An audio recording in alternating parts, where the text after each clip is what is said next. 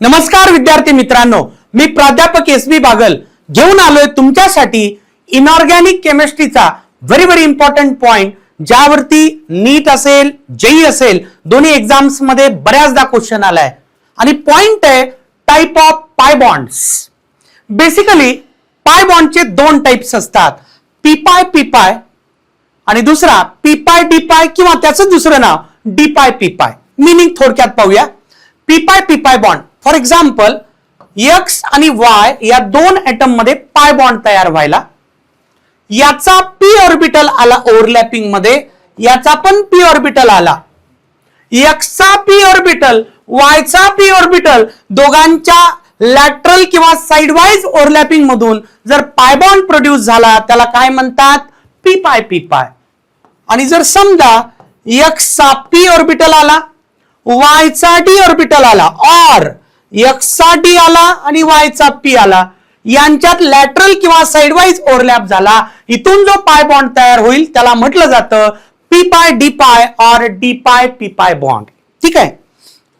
आता क्वेश्चन्स नेमके काय असतात, चार कंपाऊंड्स देतील, विचारतात यामध्ये डी पाय पी पाय बॉन्ड कुठे आहे सांगा, किंवा यामध्ये पी पाय बॉन्ड कुठे आहे सांगा, किंवा how many p pi bonds are there, how many d p pi bonds are there, असे क्वेश्चन्स विचारले जातात.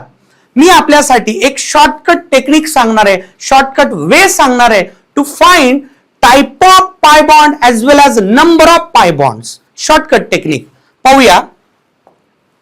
आपल्याला यूज करायचंय हायब्रिडायझेशन.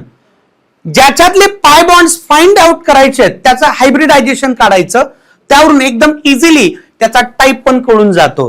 ठीक आहे. बघा, जर एसपी हायब्रिडायझेशन झालं एखाद्या मॉलिक्यूल किंवा आयन मध्ये, डेफिनेटली त्यामधले पाय बॉन्ड सगळेच्या सगळे पी पाय असतात. whenever there is sp hybridization all pi bonds formed are p पाय. let us have example. Carbon dioxide, carbon dioxide मध्ये sp हायब्रिडायझेशन आहे, एव्हरीवन नोज. आणि कार्बन डायऑक्साइड मध्ये दोन पाय बॉन्ड्स आहेत, याचं स्ट्रक्चर असं लिनियर स्ट्रक्चर. 2 पाय बॉन्ड्स आहेत, दोन्हीच्या दोन्ही कुठले असणार आहेत, पी पाय.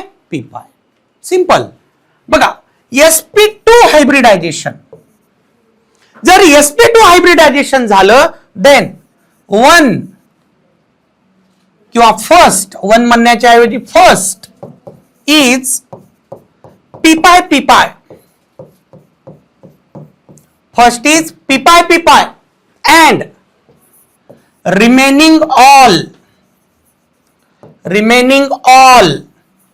are d पाय पी पाय किंवा p पाय एकच आहे. ठीक आहे. जेव्हा sp2 हायब्रिडायझेशन होईल, पहिला पाय बॉन्ड असेल पी पाय, राहिलेले सगळे पाय बॉन्ड्स कुठले असतात, डी पाय पी पाय. Let's have example. SO3 have sp2 hybridization and it contains 3 pi bonds like this. 3 pi bonds आहेत टोटल.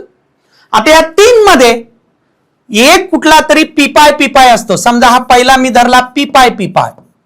आता हे राहिलेले दोन्ही असतात डी पाय म्हणा किंवा पी डी पाय म्हणा.